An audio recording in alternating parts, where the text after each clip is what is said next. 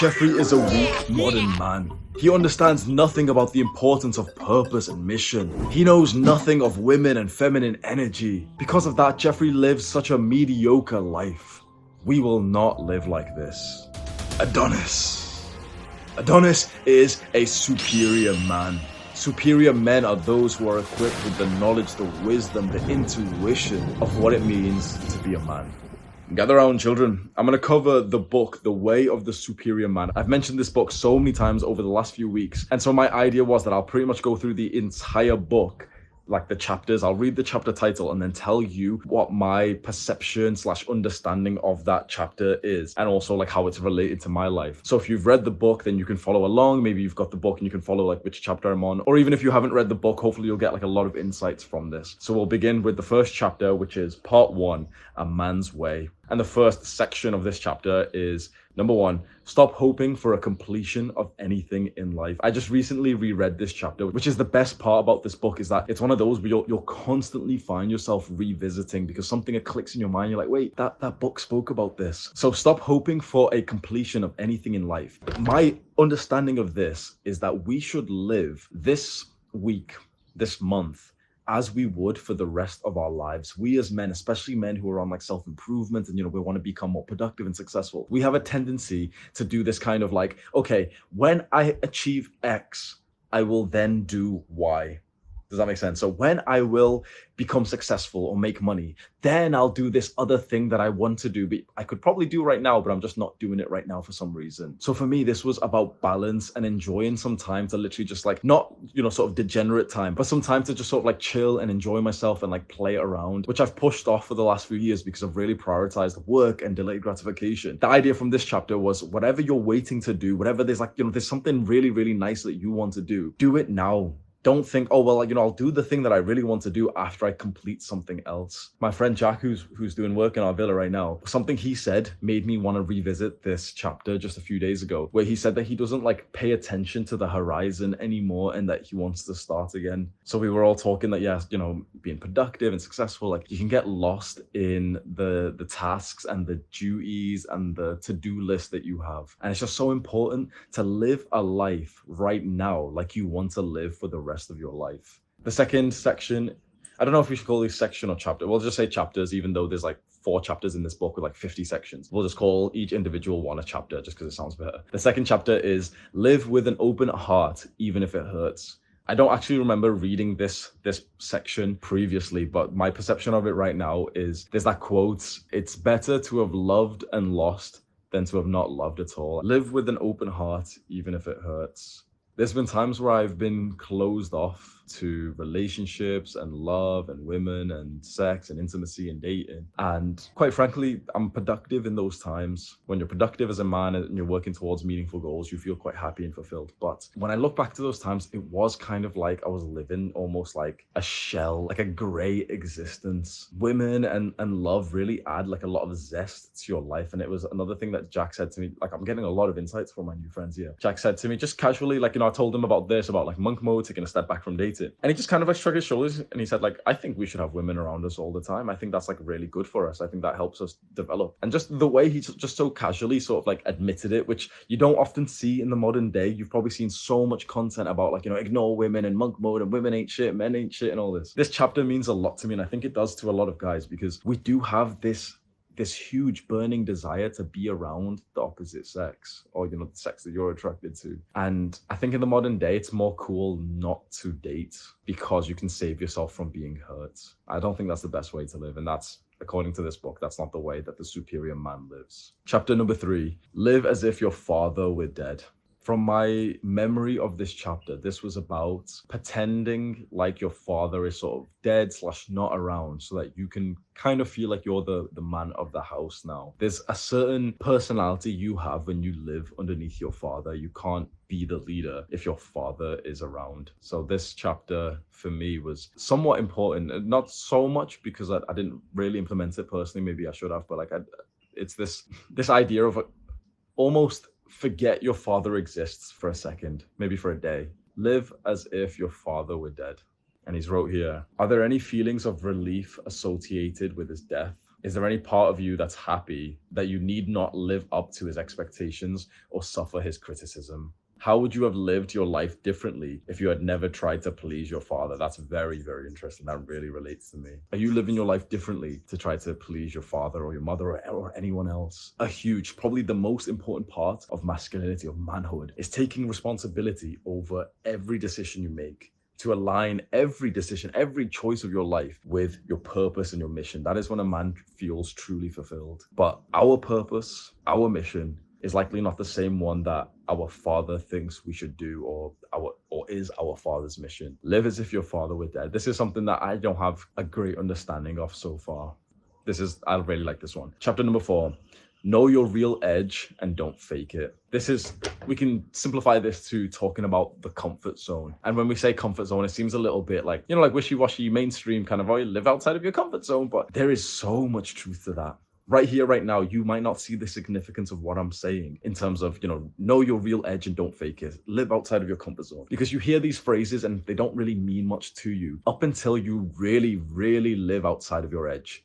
Up until you really get out of your comfort zone. Then you're like, oh my God, those Instagram quotes, those cringy pictures, motivational pictures and like motivational videos on YouTube, all that cringe shit, bro.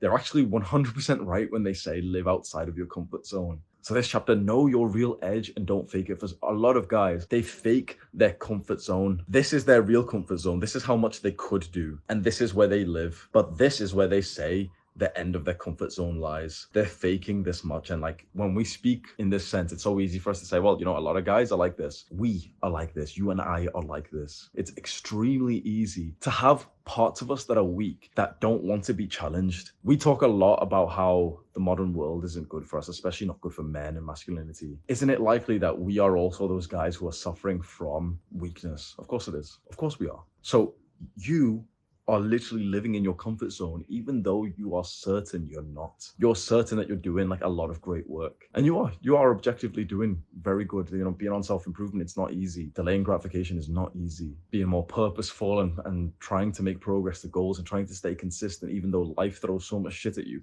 it's not easy. But we can do more. You will truly, truly know when you are outside of your comfort zone. And I would say for the majority of men watching this who think that they're at that position, they're not. I'm not. I was maybe a month ago. I just moved here to Thailand and I'm totally out of my comfort zone, and I'm used to like my really strict schedule back home, my timetable. Now everything's all over the place. There's so much friction with work. I'm training harder than ever. I was training Muay Thai every single day. I was going to the gym with my friends. I was like leading workouts, which, I enjoy to do, but of course it is an extra hard thing when you're training with people who aren't as experienced, so you automatically become like a personal trainer. Know your real edge and don't fake it. This will be really interesting for you to just spend a second right now and just ask yourself, am I truly at my edge? Am I truly outside of my comfort zone? Because there is a later chapter that we'll talk about, and I'll recap this, but a different chapter in the future of this book is always live/stay outside of your edge. So, we get this perception of, okay, well, comfort zone, be outside of your comfort zone. What this book says is that a man, like a superior man, lives outside of his edge. A superior man lives outside of his comfort zone. There's a special word there, lives. Because getting out of your comfort zone to go talk to that girl or to join the gym or, to do this and that's fantastic, phenomenal. But the superior man does that so consistently that we can literally say he lives like that all day, every moment of his life, he's living outside of his comfort zone with the things that he does. How could you be outside of your comfort zone right now? Perhaps you'd sit up straighter with better posture. And that's a bit of a challenge because it's not automatic. Maybe there's someone that you've got to message. Maybe there's someone that you've got to call. Maybe it's to give this video full attention and not be fucking scrolling down to the comments looking for more dopamine. I will also be honest, there's a bunch of chapters that I don't really resonate with, that I don't even just understand. Maybe my intellectual level isn't my intelligence maybe isn't like high enough for them just yet, or my understanding of the world isn't high enough for them just yet. So I'm going to skip over some of these chapters which I haven't really been able to get many insights from. Chapter number 6.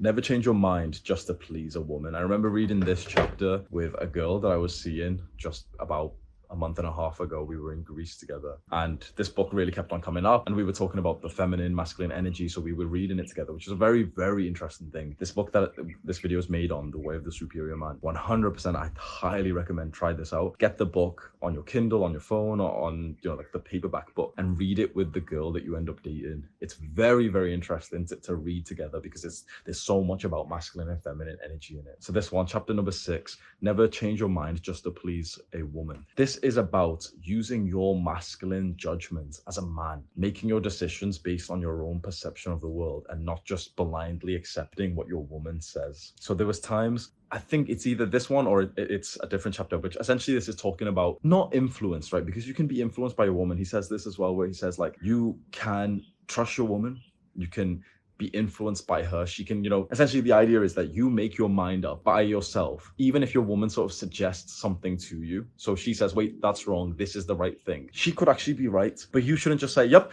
she's right because she says she is. It should process in your brain.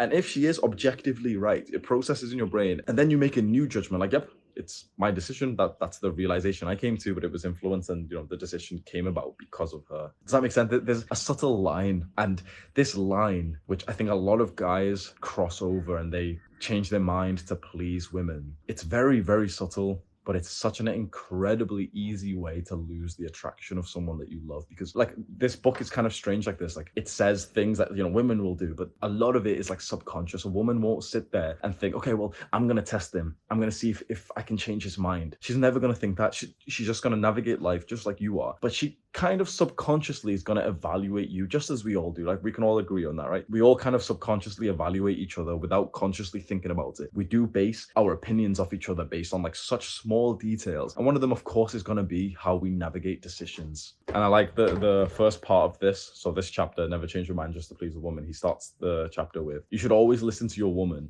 and then make your own decision. If you choose to go with your woman's suggestion, even when deep in your heart you feel that another decision is more wise, you are in effect saying, I don't trust my own wisdom. And she can't trust your wisdom if you act like that. So this brings me to 2 examples of what happened when I read this specific chapter with a girl. We were literally at dinner as we read this. We were in Greece, and she didn't mean to do this. So again, it was subconscious, but we were like eating some like Greek like bread thing, and it was like, you know, separate, like a bunch of like sides and starters and stuff in a restaurant. And I'm kind of mixing them around. I've got like the bread and the soup, and, you know, I'm just like eating like a bunch of shit, right? And she's like, wait, you're not supposed to do that. Don't dip your bread into that soup, some shit like that, right? So if I stopped and I was like, oh, you're right. Of course, you know, she's not going to be going home like, oh, well, yeah, he's a fucking pussy because he stopped dipping his bread in the soup. Of course, she's not going to be thinking that, but something is just gonna like slightly make her slightly less attracted to me for that simple thing. Not a huge amount, but imagine 100 things like that where if I bitched out, what do you think I did? And I'm not saying this, you know, to boast, I'm a superior man, but like naturally I said, oh no, it tastes good. Boom. Then we were actually coming back from the trip, so we're taking the plane back home. This was really interesting. Imagine there's sometimes when you're getting into a plane, you actually go onto like the runway. You literally walk like underneath the plane, like somewhat underneath the plane, and you go up the stairs, right? And there's 2 stairs going into this plane, from the front end and from the back end. Our seat number, I still remember, we were on like row number 9, so it was closer to the front. But there was a bunch of people lined up there and almost no one lining up at the back. So I took her hand and I walked towards the back, and she was like, wait, we're supposed to go on this side. I said, no, trust me, come. Walk towards the back. The back's pretty much entirely empty. We're able to get to our seats way, way faster than if we stood at the front. And I literally, we ended up talking about this, and we literally said, oh yeah, imagine if I just bitched out. I was like, oh yeah, well, you're right, baby. We should go to the front. And again, this isn't going to be like a death sentence. This, you know, a girl's not going to think, oh, well, he listened to my suggestion, he's a little bitch. But it's small things. You know it. It's like, it's the smallest things that really decide whether or not this girl is like truly attracted. Sometimes it's the difference between 1 or 2% of her perception of you being like the man that she wants you to be that changes everything. So this chapter is very, very useful. Never change your mind just to please a woman. Chapter number 7, your purpose must come before your relationship. This is a difficult pill to swallow because it's something that I've always struggled with. He explains this in later chapters, but your purpose as a man is like your big mission. Purpose is kind of like the reason for your mission. Like, why is this your mission? Why is it so important to you? And in chapter number 7, he's saying that your purpose must come before your relationship. This is tricky because in the modern day, we're so convinced we're brainwashed to prioritize love above everything. You know, love's the most important thing, and they fell happily ever after, and, you know, all this Disney shit. Doesn't it sound weird for me to literally say, like, you know, I'm almost devaluing love? Doesn't that sound weird? Because we've been told it's the most important thing ever. For a man, For a masculine man, it's not. For a masculine man, his mission, his work is the most important thing ever. It's where our mind is based on. I could be inside right now with my friends, like laughing and stuff, but like my brain and my body commanded me to come outside and work. And the same with girls. Like I've said this recently. I mean, my friend Sam recorded a video about this where I said, like, I never appreciated the sacrifices I've made for this movement. I really, really do value relationships and love. And there's been girls that I love that I've left so that I can focus more of my energy here. And of course, you know, we can get into the details. Oh, Hamza, but you didn't need to leave them or whatever. But like, I did what I had to do to pursue my goals. My purpose came before my relationship. And every time I have made that decision, I have looked back with so much gratitude that, yep, this was the right thing to do. A lot of guys can't do this. A lot of guys end up getting into a relationship. They get a girl that they love. They're having sex. It feels so good. And then their purpose, their mission, their work just goes out the window. Their growth goes out the window. That big thing that they were focused on goes out the window. And now they've got love. And what do you think happens? They get complacent. The girl stops being attracted to them because this is how the dynamic of being able to attract women works for most guys, right? You're not attractive. You start leveling yourself up, working on your purpose, leveling up the areas of life that women are really attracted to, your physical attractiveness, your job, your money, status, social skills, confidence, pre-selection, all these things. You start leveling them up. You look so good, you feel so good, you're starting to attract girls, you get with a girl, and then if this guy stops doing the things that was attractive to her, how could she be attracted to him? She's attracted to the work, purposeful, masculine man that she sees. And then he turns into a pathetic wimp. And that's been me before, 100%. That's been me, where I work hard, I get into a relationship, and suddenly I am not that same sort of like focused, disciplined guy anymore. Your purpose must come before your relationship. So when you get into a relationship, so obviously when you're single, it's nice and easy. You don't need to like focus on anything. When you get into a relationship, always remind yourself, whenever there is a decision to be made between your relationship, your woman, or your purpose and your work, you should choose your purpose and your work. This is where it gets tricky because all of modern advice will disagree, won't they? Like what I just said, okay, you should choose your work over your woman. You can almost like see flashes of like media, like news, movies, where like, you know, oh, the masculine businessman chooses his work over the woman and he's a bad person for this. All of like modern media want you to think that this is the wrong thing, that you should choose your relationship and love is the most important thing. But modern advice doesn't fucking work. Modern relationships are fucking trash now because we're depolarized. This keeps the polarity. We'll talk more about polarity. This keeps the polarity in your relationship. Your purpose must come before your relationship. I think this is one of the trickiest chapters for me. And this is the chapter that we just spoke about with that comfort zone. Chapter number 8, lean just beyond your edge. So previously we said, okay, know your real edge and don't fake it. A lot of men fake where their edge, their comfort zone actually is. This chapter is saying, okay, constantly lean beyond your edge. Live outside of your comfort zone. Take as many decisions as possible to have you living outside of your comfort zone. Think right now. Visualize like the scope of your life and think about how different it would be if you consistently for your life lived outside of your comfort zone more and more and more and more. Think about the experiences and challenges and adventures and relationships, all this stuff. Think about all of that stuff that you would have when you keep leveling up your comfort zone. Most guys just stay here in their tiny little bubble, never leveling up. And so they have such like a pathetic existence. This is a chapter that I wish I could understand better. Chapter number 9, do it for love. The way a man penetrates the world should be the same way he penetrates his woman. Not merely for personal gain or pleasure, but to magnify love, openness, and depth. So what it's kind of saying is that we should navigate life, including dating, in a way that doesn't just prioritize our personal gain, but that prioritizes our gift to the world, which is our masculine energy, our love, our openness and depth. Chapter number 10, enjoy your friends' criticism. I really like this one. So this one is kind of like a quick course in masculinity, which is something that we've really need. A very important part of masculinity is brotherhood and the male friends you have. And this chapter says, enjoy your friends' criticism. This has been very much in my mind, in Sam's mind, since we've came to Thailand, because it's something that we've never really grown up. It's been so easy for us to always have this idea of like any level of criticism from a friend is an insult. You know, you kind of think, okay, well, the friend who criticizes you is a Jeffrey. He's insulting you. He's a bad person. Reading this chapter really made me realize, and there was another book, I forgot which one it was. There was another book which said like, yeah, men act like this. Men challenge each other, men criticize each other to make sure we're secure and that we can stay safe and grow together. It's something that we've really kept in mind whilst we've been here because fuck off. The dynamic of living with a couple of guys and spending a lot of time with our friends is that we naturally kind of pick up on each other's weaknesses, and that can hurt and slightly make you feel insecure, but that's where the growth comes from. So the next time one of your friends criticizes you for something, the next time he kind of says, okay, wait, that's not good, you can do this instead, you can improve, enjoy it. Most men can't. Now, at the same time, you do have to bear in mind, some of your friends are total fucking Jeffreys. Some of your friends are dicks. 100%. I hear this a lot with guys. Some friends will criticize you, but not in the productive way. Like, they'll do it more in a way to insult and disrespect you. Whereas some friends, like, you'll see this energy. Some friends will criticize you, but out of love, because they want to see you grow. Jeffrey friends will criticize you out of like disrespect because they want you to come down. Adonis friends will bring you up through that criticism. It's very important for you to evaluate your friends and really think, which one are they? Why do they criticize you? Is it for your growth, or is it for some kind of negative like ailment? Like they want to bring you down.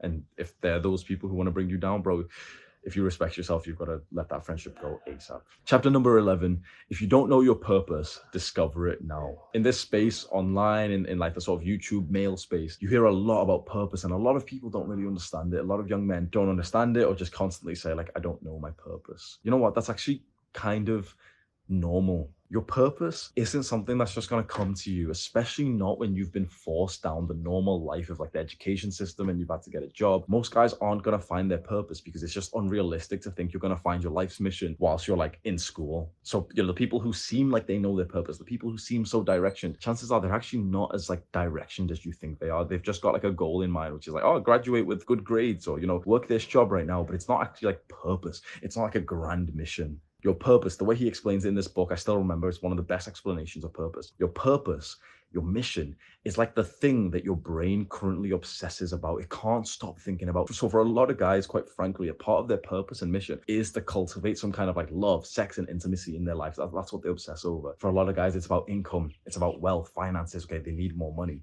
For other guys, it's about social status and friends. For other, you know what I mean? There's gonna be something that your brain obsesses over, and this is how purpose works. It's very interesting. Imagine wherever your purpose, your big mission is, it's kind of like a layer which is over your core purpose. So your core purpose is right in the middle, and we have all of these layers outside of it.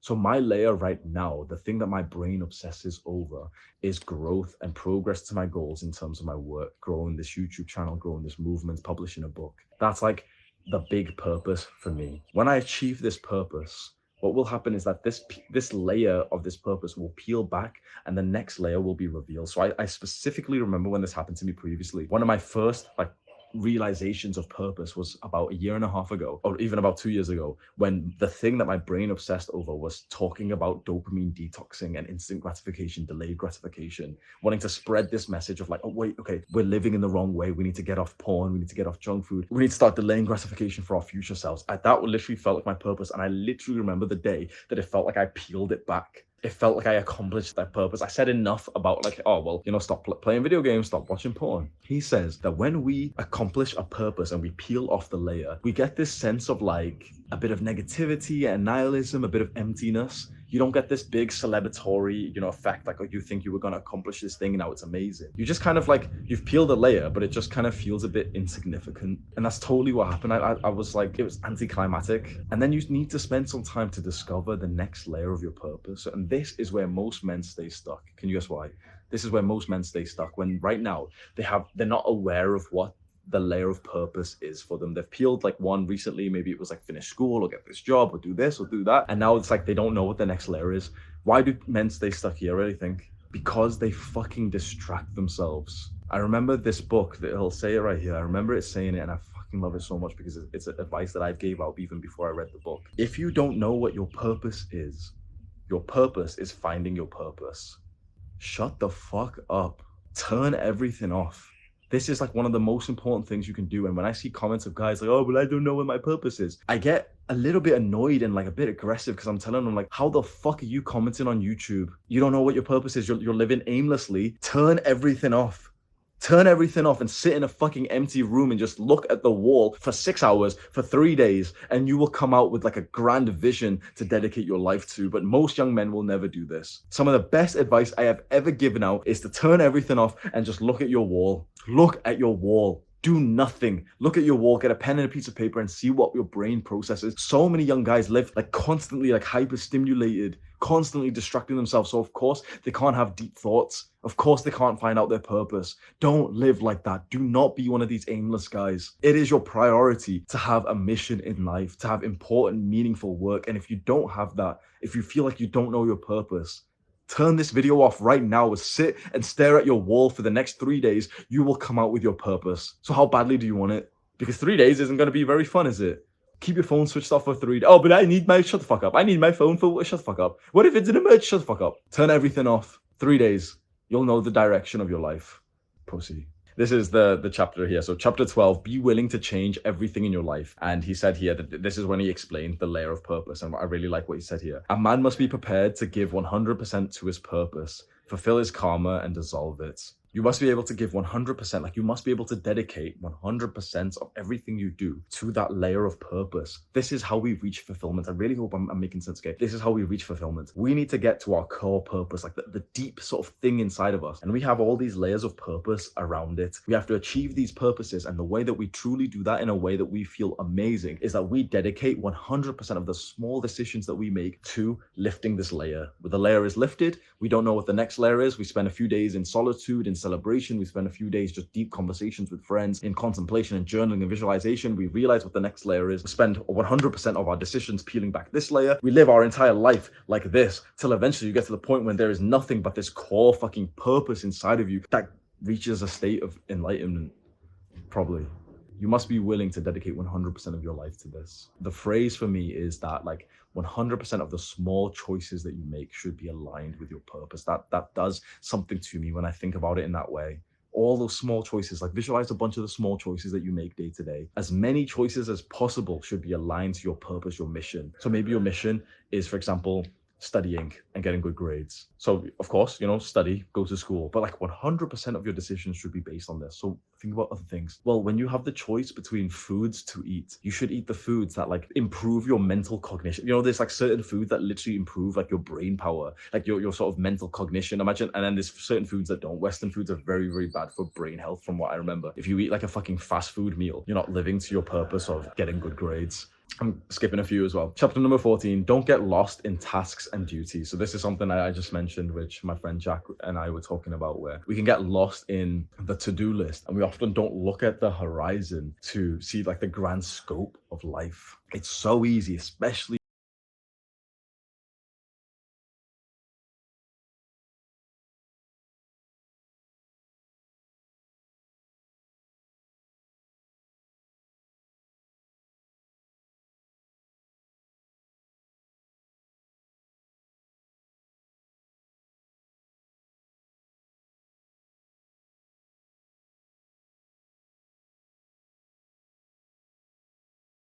advice if you keep procrastinating. Trust me when I say, just remember the timetables that we used to have in school. Recreate that for your life and follow it as best as you can. Imagine like write down like the perfect day timetable and recreate it as best as you can, and you'll be amazed at your level of productivity. But this chapter really opened my eyes to say, okay, don't get lost in that timetable. Don't get lost in the tasks and duties, and spend some time. What it says is like, see the greater parts of life. Spend some time, not just, you know, nose to the grindstone, really grinding. Spend some time just sitting around thinking of the bigger purpose. Contemplate your death.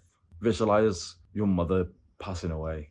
Think about one of your best friends killing himself. This is very strange advice, but you can probably see the value of it would literally be life-changing, because it's so easy to live life just in the flow of work. You do these things, this small, like weird, you know, dark visualization practice. Death is a big one. Visualize your death, visualize the death of someone close to you, especially if you visualize it with like fucking details. You're gonna send them that message. Yeah, you know, you've got your timetable, you've got your productivity, but the next time you see your friend, bro, you're gonna hug him, tell him that you love him.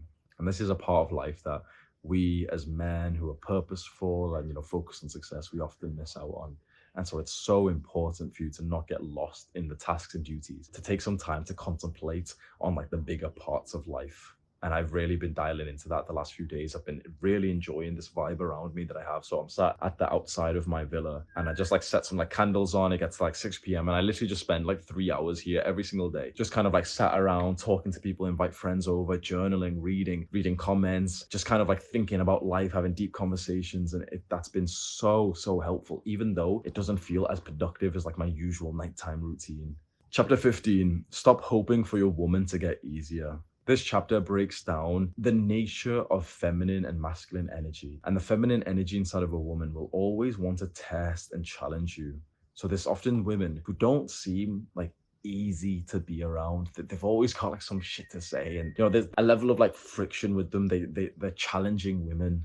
They test you. A lot of men fail these tests because they don't understand women and they see women negative for this. They hope that, their woman would like stop testing them. They hope their woman would like let them off the hook and be lazy. The superior man loves this aspect of his woman. The best part, like the best thing a woman can give you is her tests and her challenges. So, before we said, okay, she'll test you in subconscious ways where she'll kind of like, she'll give her inputs that, well, you should eat like this or we should go this direction. And that's the test. But like pretty much everything a woman will do with you is some form of like test and challenge that you can overcome. You have to understand that a lot of guys crave intimacy and love and affection, and they think that's the end point. Okay, get a girlfriend. That's like the end point that they want. They don't realize that that's the start. Like that's the start of the fucking journey. It's very, very hard to maintain the love and attraction of a girl because she is subconsciously, without even realizing it, testing and evaluating you long term every single day, multiple times a day. And this is why the majority of men lose that attraction and respect from their women, because they start failing these tests and they get complacent, they get lazy. Stop hoping for your woman to get easier. Start hoping for yourself to get stronger.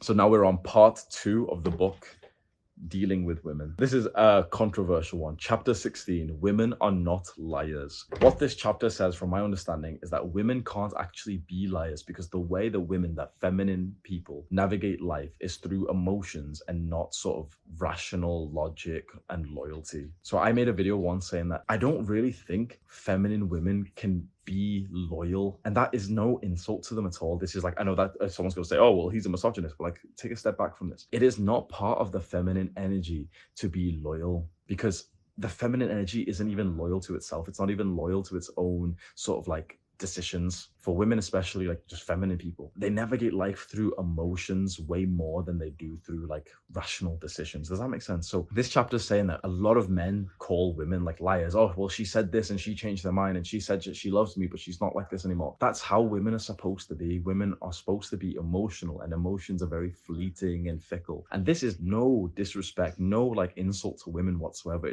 This is the natural way of things. It's very like, this is where it gets controversial, because we have this perception of women that we've been sold by sort of like Western narrative that, oh, well, women are the same as men, but they're not, and they shouldn't be, and they should be praised for the differences, because that's why there's a polarity. That's why there's differences. So we need each other. We don't need each other anymore because women are being brainwashed to be more masculine. Men are being brainwashed to be more feminine. And so we're depolarized. We're pretty much exactly the same, which was like, that sounds amazing. Oh, well, we're the same. We're equal. Well, now we don't need each other. Now we're not attracted to each other. Now we're like barely friends. Women are not liars because someone who isn't masculine can't really be made to stick to their promises, because the masculine energy is all about loyalty. It's all about decisiveness and rational logic. And so if the masculine man says X, I will do this, I give you my promise for this, and he doesn't do it, well, then he's a liar. Then he's messed up. But for women and for people full of feminine energy, they're way more on these sort of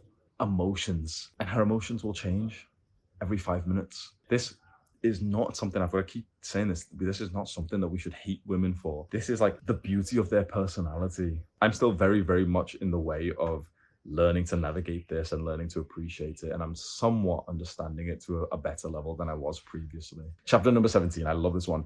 Praise her. So this chapter goes over the importance of positive reinforcement, of praising your woman, of appreciating her. This is one of the things that I absolutely love to preach, not just for your woman, but for like everyone in your life. Give out many, many praises. You don't realize how important this is. If there's one thing you're going to take right now, trust me, give out more praises. I know this seems uncomfortable, but visualize the next time that you see your mother, maybe she's made food for you, or she's like cleaned the house. Visualize you praising her for it. Visualize you literally telling her, like, thank you so much, you did such a good job. It's gonna feel like, a little bit cringy to say that, but think about what's gonna happen in her mind and in her heart and in her soul. There was a book, I think it was How to Win Friends and Influence People by Dale Carnegie, and he said a praise, like a compliment, is kind of like oxygen for someone's soul, something similar to that. It's like it's nourishment for their soul. You don't realize how important this is, and this is one of the ones that I have most regrets over. The girl that I've spent most of my time with, I was with her for about 2.5, 3 years, and we lived together at a point as well. We lived together for a year.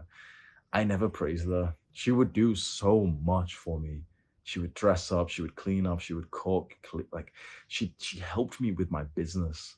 Like, she was such a supportive and loving girl. And not once did I praise her for that. Not once did I compliment her. Not once did I just say, like, you look so good. Thank you for doing that. Thank you for this. I look back and I just think, like, I could have made her feel amazing with no cost to myself. And by doing that, our relationship would have been better because she would have felt better. So she would have felt more loved and she would have been more loving towards me. And honestly, if there's one thing that, like, our relationship wasn't ideal, but if there's one thing that could have been changed that literally would have made our relationship amazing, would have been me praising her more. Honestly, praise the people in your life, especially like the woman that you're dating. And obviously, don't fake it, don't just say random shit, but like really look out for things that you're appreciative of, and fully just tell people that. I've gotten into the habit of doing that now with my friends, where I'll literally just message a friend and say, like, oh, thank you for doing this thing like 3 months ago. If it pops into your mind that someone's done something good, praise them for it, tell them ASAP. The first few times you kind of bring this up, it feels a little bit awkward, but after that, it's such a good experience making someone feel appreciated. This one's interesting. It's one that I don't actually understand completely. Chapter 21, stay with her intensity to a point. And he writes, when a woman gets emotionally intense, a mediocre man wants to calm her down and discuss it, or leave and come back when she is sane.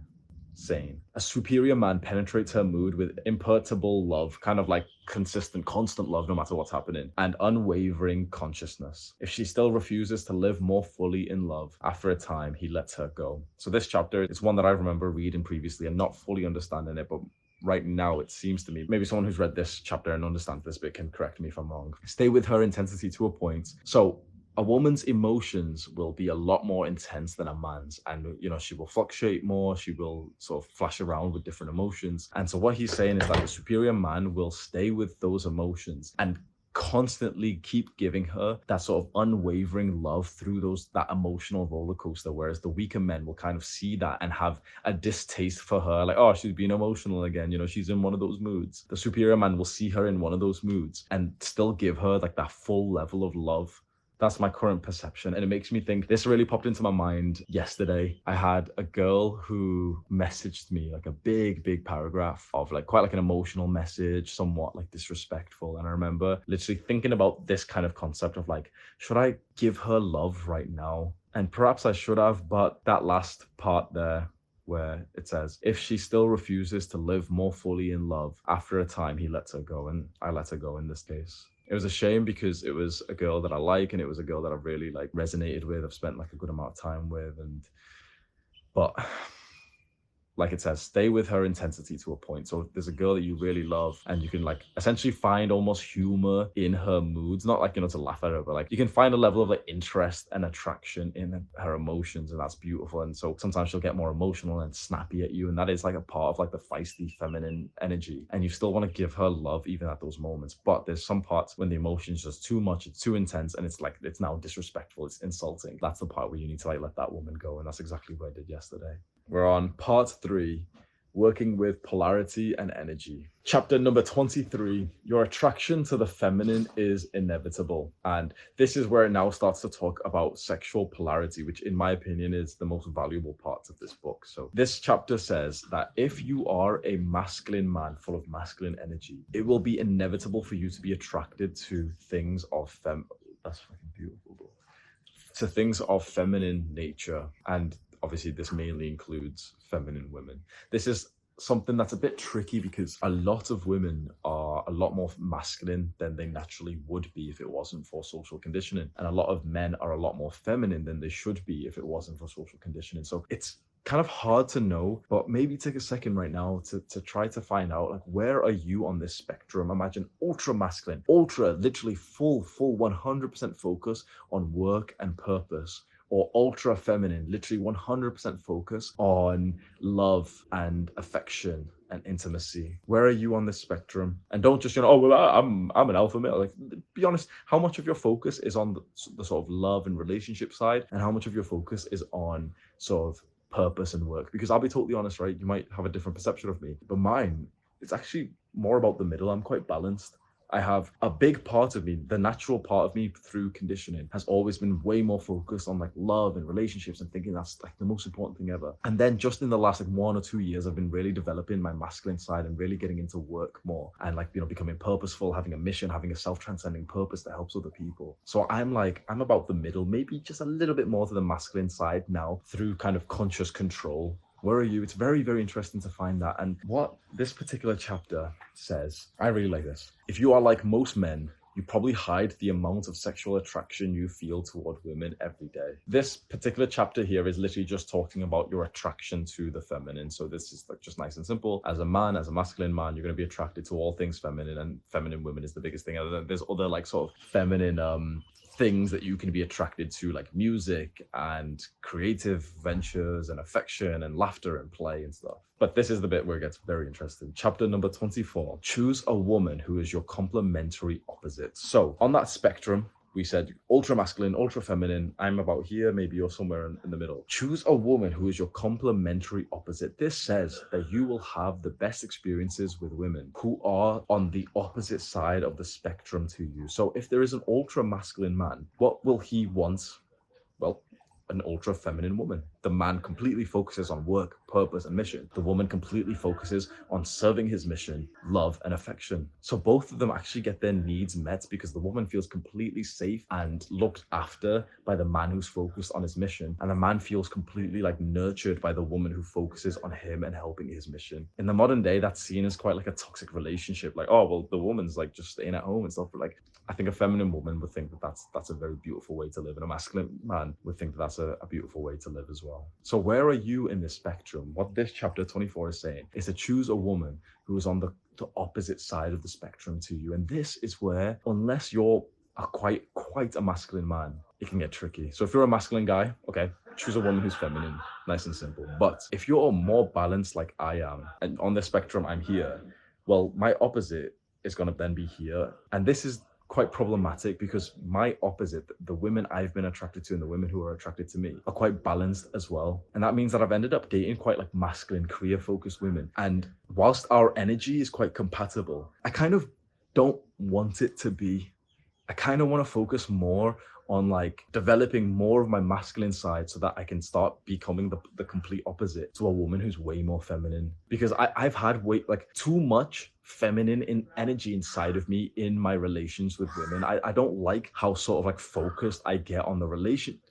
I'm getting fucking bit to shit by these little insects. I don't like how focused I get on like the relationship, love, intimacy, sex, and dating when I'm with a girl, because I bring quite a lot of masculine feminine energy and she brings quite a lot of masculine feminine energy. So just the simple way to think about it is the more masculine energy she brings, automatically the more feminine energy that will come out of you automatically. So probably best case scenario is that you'd like a woman who doesn't really bring that much masculine energy. She brings a lot of feminine energy, and that will naturally bring out way more of your masculine energy. And think about how amazing that would be for your business, for your growth, for your brotherhood, for your goals. You're with a woman who's providing so much of that love, that nurture, that affection, that intimacy, that you don't need to focus on that anymore. That now you can focus on like mission and purpose. But when I'm with a woman who's way more like masculine and I'm in my feminine a little bit, and I'm somewhat like the one who's focused on intimacy right now, and maybe 20 minutes later she is. Well, then for those 20 minutes where I'm focused on intimacy, I'm not focused on like purpose and mission. So I found, really, I'm not sure if I've explained that in the best way. So I found that the process for me from this chapter of choosing someone who's your complementary opposite is first for me to develop way more of my masculine energy, because I want to meet a woman who's way more feminine. So far, because I've been way more balanced, I've met more balanced women, and it's like I haven't really enjoyed those relationships as much as I possibly could do. So maybe it's important for you to find out, okay, where are you in the spectrum? And then ask yourself, okay, well, what kind of relationship do you want? Do you want to be the one who's focused on affection while she works and she has a purpose? Because you could be, but I think the overwhelming majority of men wouldn't be happy with that. I'm not.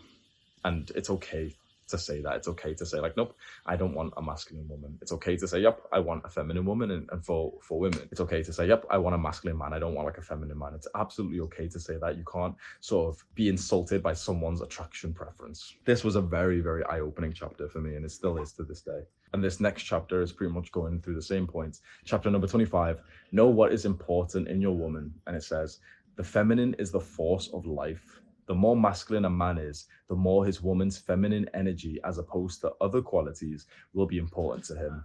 The more masculine you are, the more that you will value a woman who brings feminine energy. So as you develop yourself in self-improvement, you're watching this kind of content about, becoming a superior man, about improving yourself, becoming a high value man, you're going to get more masculine. You'll start to value feminine energy inside of a woman way more. Me and my friend Jack, we have just recorded a video. It's probably live on the channel when you're watching this one. And it's literally just titled Western Women, where we talk about the differences between Western and Eastern women in terms of the masculine and feminine energy that they bring. And you might be interested in that. So you can just look for it on my channel somewhere. Chapter number 26, you'll often want more than one woman. This book saying this feels so good. It says that even if you're in a loving relationship, you will have the desire, especially sexually, for wanting more than just that woman that you've committed to. That you will want sexual variance. And this is something that's really, really looked down upon in modern culture, because we are full of this kind of monogamous culture of okay, one man, one woman. There is differences in men and women, right? You're seeing it from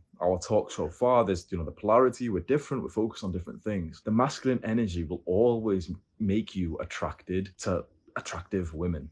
Simple. Even if you're in a committed relationship, you will notice and actually have lust for other women. Whether you indulge in that lust or not is your choice, and then you deserve the consequences of those actions. So if you've made a promise to someone and said, okay, well, I will only sleep with you, and then you sleep with someone else, that you're a bad person for that. 100% you're a bad person for that. But it is an important part of our lives that we are attracted to women. And this is something in the modern day we're not allowed to feel anymore. People think how it's supposed to be is that you get into a committed relationship and you don't look at anyone else. And for feminine women, that is the case. So I've literally had this conversation, this issue with a couple of girls that I've dated, where when I tell them the truth, they'll ask me this silly question of oh, well, are you attracted to that girl? Or do you like that girl? Or something and I tell them the truth, yeah. And they get offended, wait, if you love me, then you couldn't be attracted. No, but that isn't how our love works.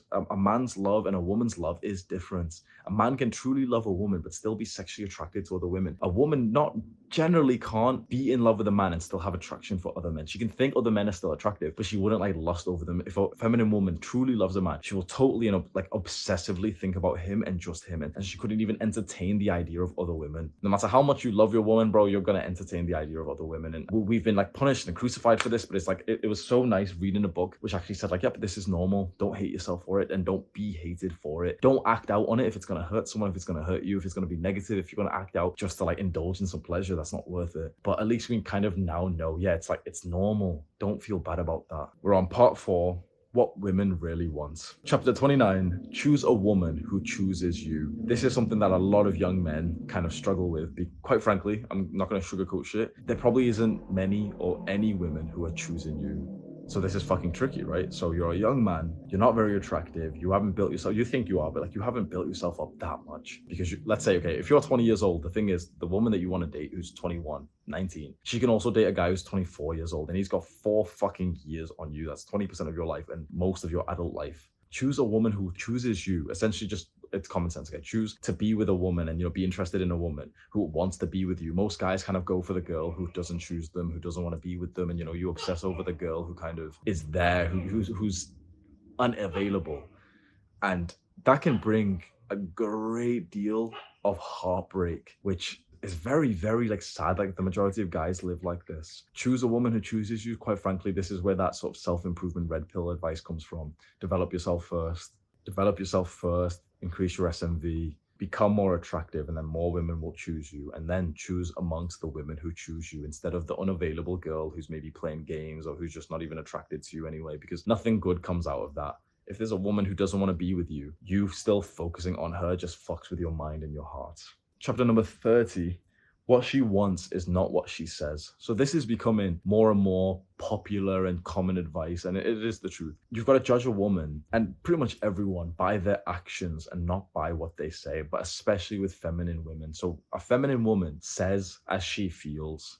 And as we said before, her emotions will change very, very quickly. And again, we can't hate them for this. We have to love them for this because this is that sort of natural, beautiful part of the feminine energy. It is chaotic. Jordan Peterson says it's the chaos and masculine is the order. So what she says is not something that you should place like that much value on, and we need to dig sort of deeper, and this is almost like a skill of understanding, okay, what does she truly want, what does she mean? We need to judge by actions and by like a sort of deeper understanding of the feminine energy. We can boil this chapter down to the same concept that we talked about earlier, which is that women will test you, and what she tests you with doesn't necessarily mean that she really wants you to navigate that. So the girl that I was with previously, and she says, wait, we should go up this part of the plane, and I said, no, we'll go through the back. What she said was, okay, well, let's go through the front of the plane. But what she was meaning to say is, the way you're going is going to be slower, the way I'm saying is faster. But then I said, nope, I know my way's faster, come with me.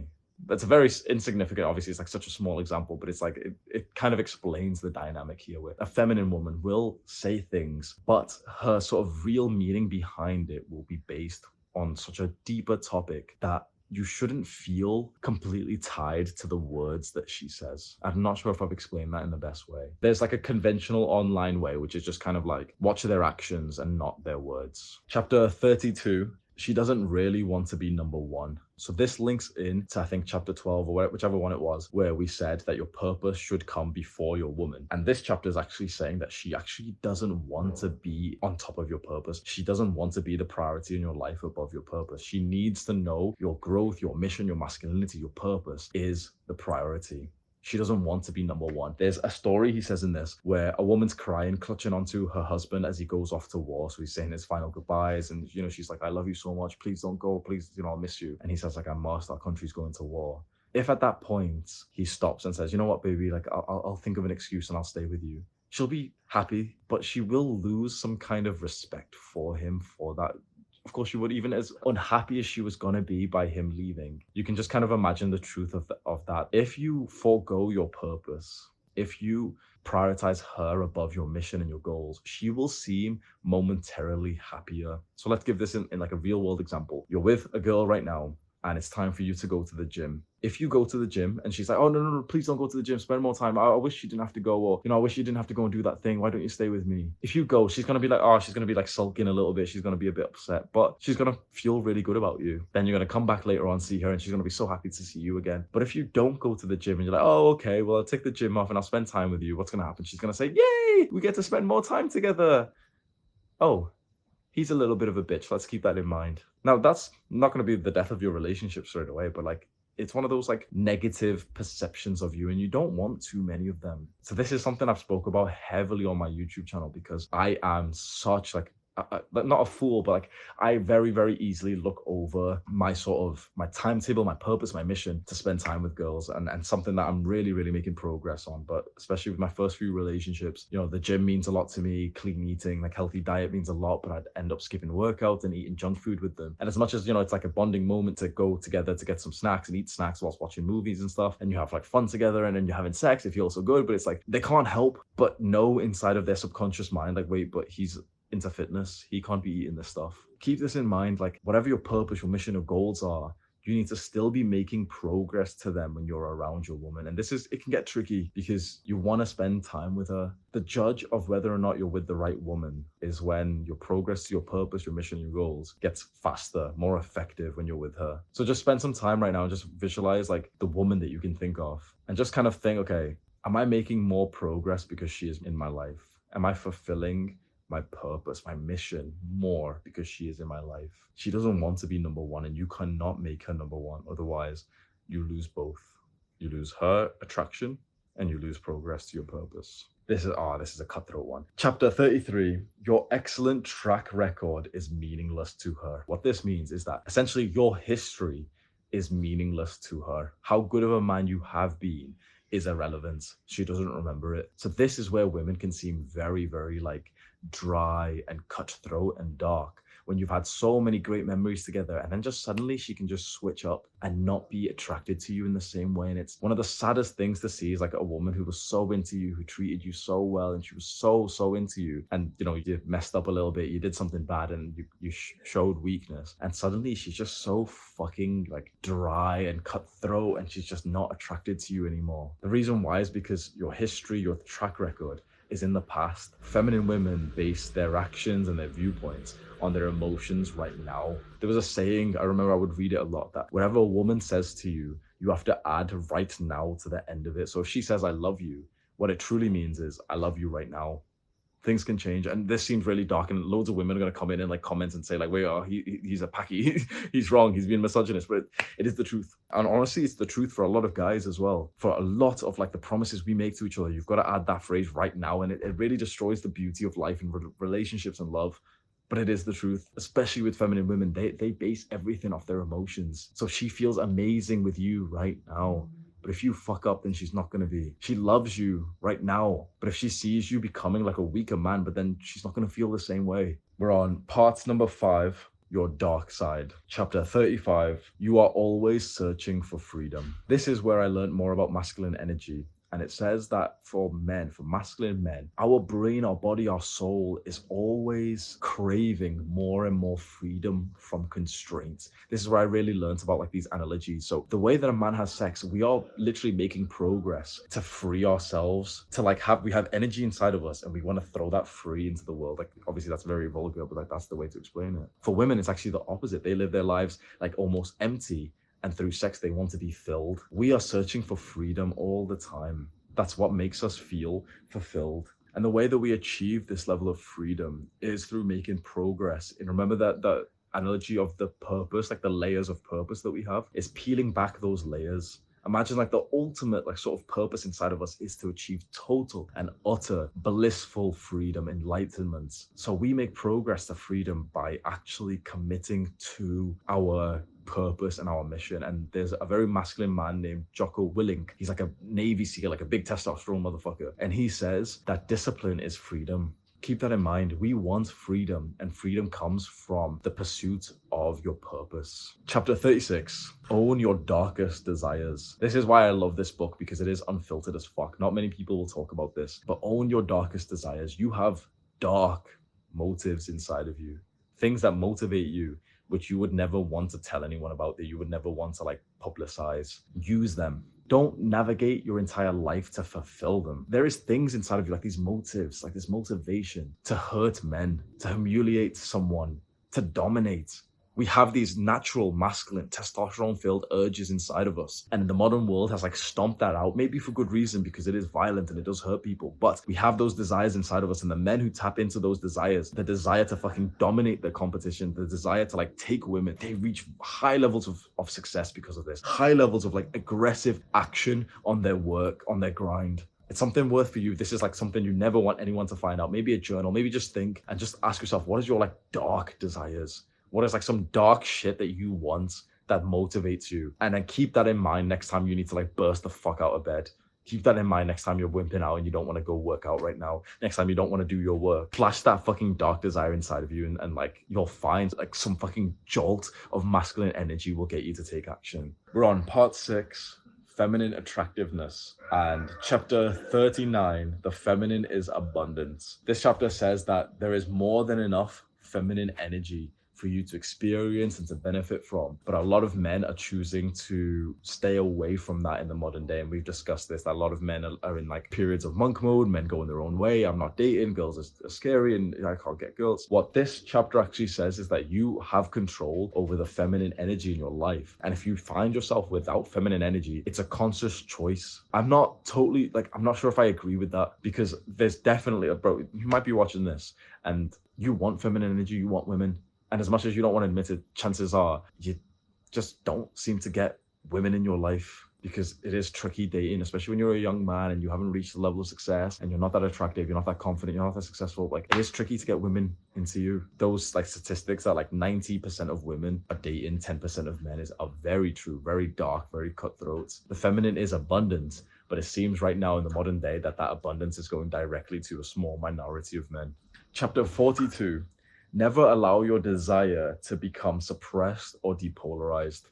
What this says is do not allow yourself to become depolarized. So remember we said, okay, polarization is like being on the extreme end of masculine or feminine, trying to push into either one, and we want to be more masculine. It says not to allow your desire to become depolarized. We are attracted to feminine women. We are masculine men, and we want to become even more masculine. We should accept that as the way that life should be. With modern society and influences and conditions, we're being convinced that we shouldn't be as masculine as we want to be, that masculinity is bad and it's dangerous, that we should be more feminine, we should be in touch with our feminine side, we should be more emotional and supportive and nurturing. Maybe not. Maybe not. We have a desire for feminine women, and I think a lot of men have been convinced to leave that desire behind, to become depolarized, because it's just the conventional societal norm. We don't feel happy when we do that.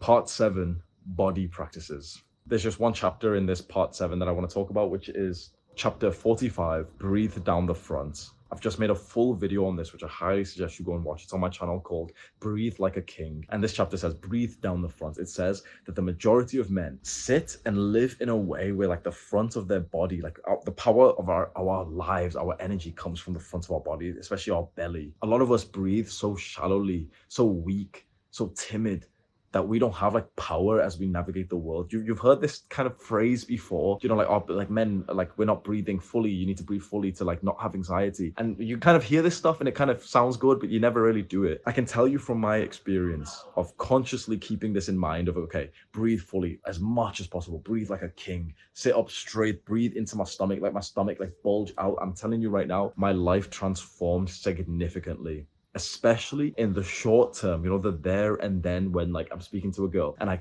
remember, okay, breathe fully into my stomach. It's like suddenly I feel so much more confident. I've always heard this advice, like, oh yeah, breathe fully, take a deep breath. But I never took it seriously because it just seemed a little bit like, you know, wishy-washy, goofy. I can tell you right now that this chapter really has done like wonders for me. Breathe down the front. So what it literally just says is breathe through your nose. Breathe so fully that your stomach bulges out. And then exhale all of the air out. Breathe how a king would. A king would not be thinking like, oh, his stomach looks a little bit bloated. A king would not take a shallow breath. A king, especially when he's confronted by someone, you would never see the king. Like it's things that we pick up on. The king's breath would not go shallow when he's confronted by like some knight. It would be slow and full, slow and full. That's how you need to breathe. And this is very significant because the way we breathe, truly the scientific shit, like I'm not a scientist, so I can't tell you, but like the bro science version, when you take a deep breath, you take a full breath, it's like the rest of your life, the rest of your energy is full. We get our energy, our oxygen, like some of the most important things we need to survive from breathing. So of course, if you're not breathing fully, you're not going to be living fully. You can try it literally the next time you speak to someone, or even right here, right now. Breathe fully, an audible breath into your stomach, and don't be scared that it's like, you know, there's a sound or anything. Breathe. The next time you're confronted, the next time you're in danger, the next time you're stressed, breathe and have no level of insecurity of how deep you're breathing.